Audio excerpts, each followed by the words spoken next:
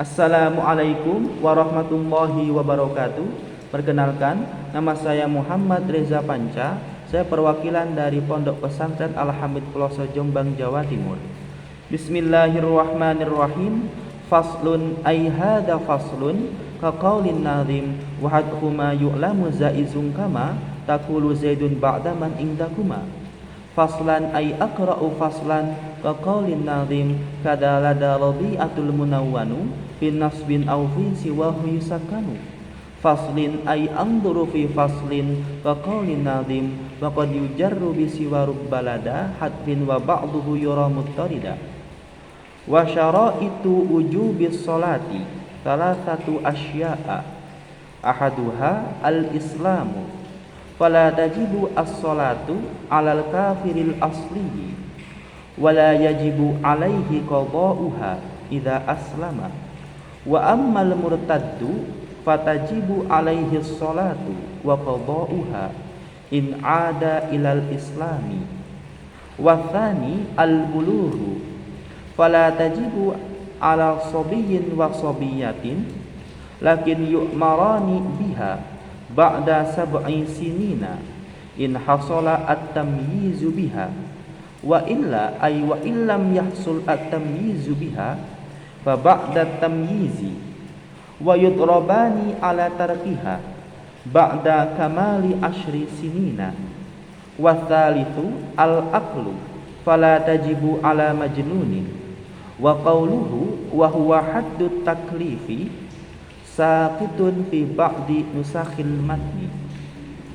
Bismillahirrahmanirrahim. Ada beberapa poin yang dapat saya sampaikan dari apa yang saya baca. Yang pertama, saya ingin menjelaskan terlebih dahulu akan definisi ataupun pengertian dari makna syarat.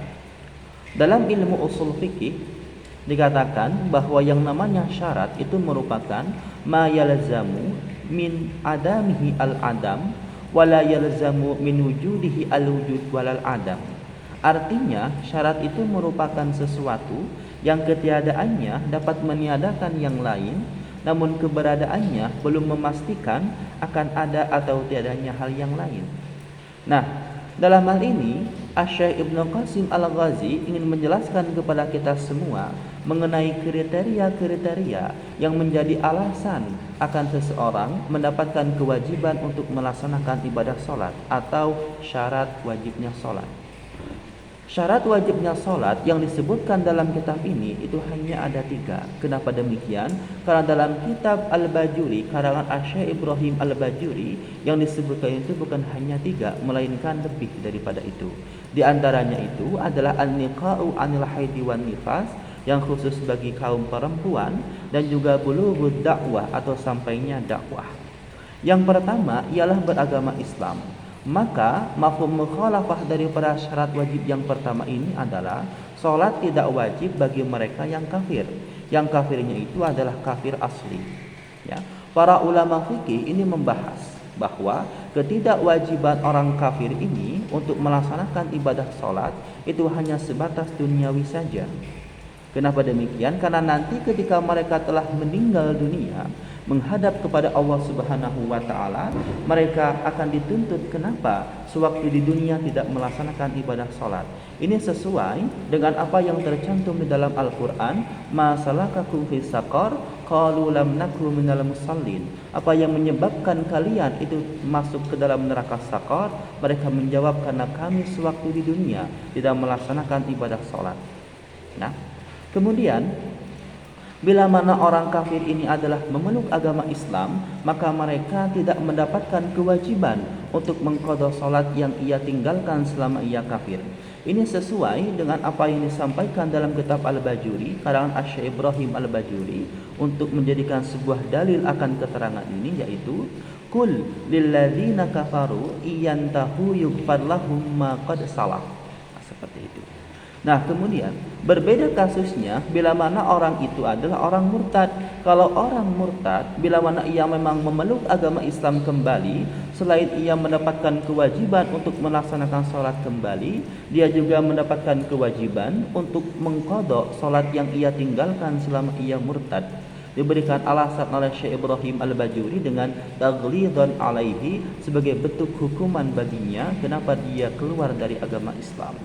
Kemudian yang selanjutnya adalah baligh, ya. Oleh karena itu maka salat tidak wajib bagi mereka yang masih kecil, baik laki-laki ataupun perempuan. Akan tetapi ketika mereka telah berusia 7 tahun, maka bagi pihak walinya ini diwajibkan untuk memerintahkan kepada mereka guna melaksanakan ibadah salat.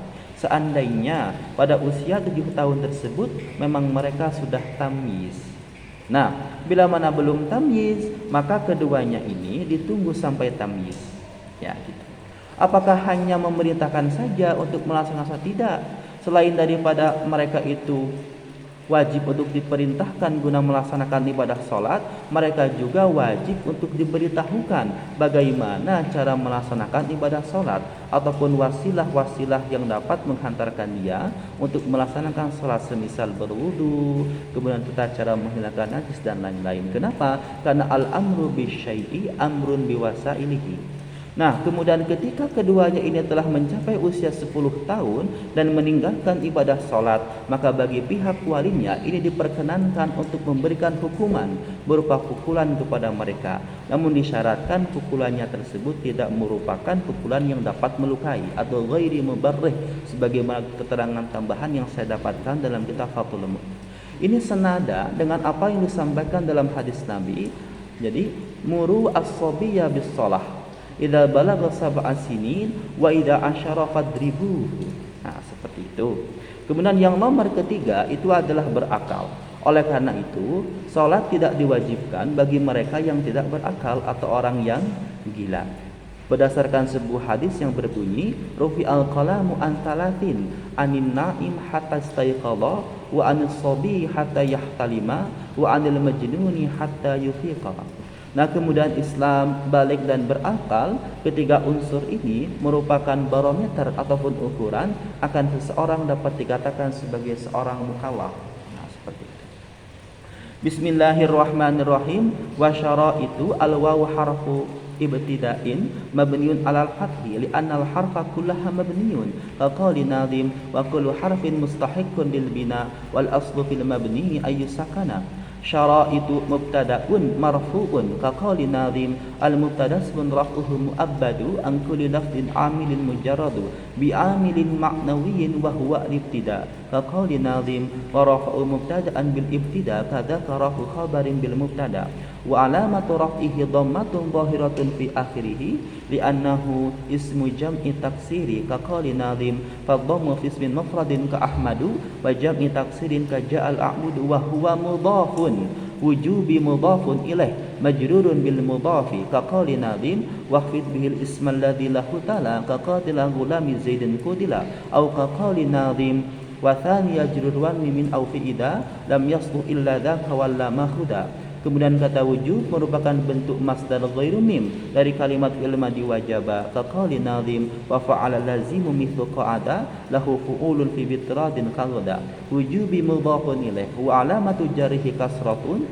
zahiratun fi akhirih li'annahu ismul mufradi as-sahih al-akhir kaqali nazim wahfid bi kasrin ma minal asma'i fi raf'ihi bi dhammi haitsu yansarif. Assalamualaikum warahmatullahi wabarakatuh.